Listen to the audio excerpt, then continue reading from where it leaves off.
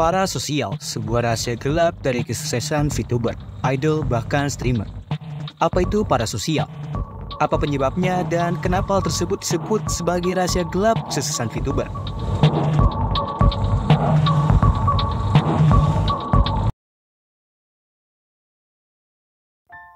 Sekarang lagi ramai banget sama game parasosial, di mana punya cerita yang benar-benar men-highlight sisi lain atau sisi gelap dari VTuber, idol, dan streamer.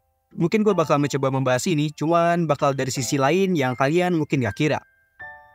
Pertama, apa sih itu parasosial? Pada penjelasannya, interaksi parasosial mengacu pada jenis hubungan psikologis yang dialami oleh penonton dalam pertemuan mereka yang dimediasi dengan para pelaku di media massa, khususnya di televisi dan platform online. Lalu apa yang dapat menjadi sisi gelap dari hal ini?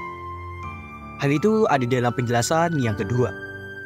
Karena penonton atau pendengar mulai menganggap tokoh media tersebut sebagai teman, meskipun tidak ada atau terbatas interaksi dengan mereka. Biasa digambarkan sebagai sebuah pengalaman ilusi di mana kayak media berinteraksi dengan tokoh-tokoh, misalnya pembawa acara talk show, selebriti, karakter fiksi, atau influencer media sosial, seolah-olah mereka terlibat timbal balik dengan mereka. Kata kuncinya ada relationship, ya, hubungan. Para penonton yang menganggap para streamers maupun idol memiliki hubungan yang dekat seperti teman dekat atau mungkin lebih.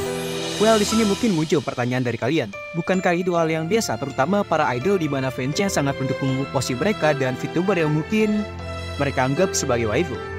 Iya betul, cuma kadang hal ini keluar dari kendali. Ini, parasosial deskripsikan sebagai ilusi yang membuat para penonton merasa mereka memiliki hubungan terhadap karakter yang dibuat untuk media. Dan ya, kalian tahu ini bakal kemana.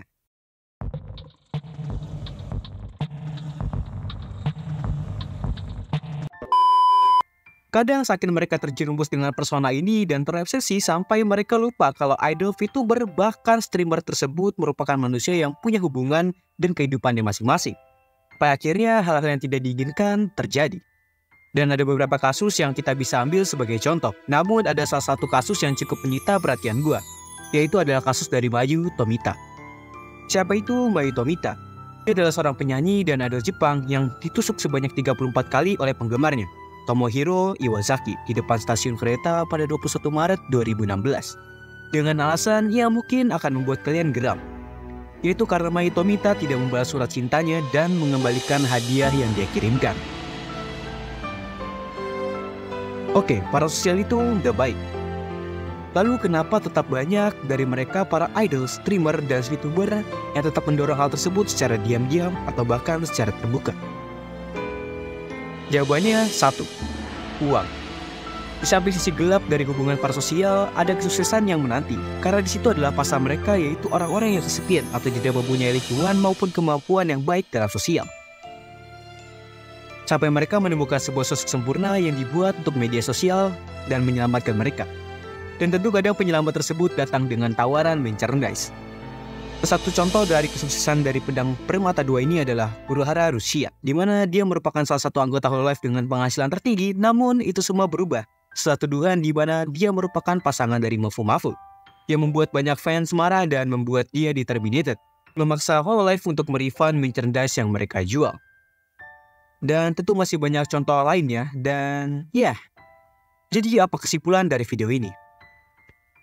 Jangan terlalu terobsesi dengan mereka para idol atau VTuber yang kalian sukai. Dan ingat, di balik avatar itu adalah manusia yang memiliki kehidupan mereka masing-masing. Gue Daraku, seperti biasa kalau kalian suka sama video ini jangan lupa like dan subscribe. Ini video-video terbaru gue. Bye.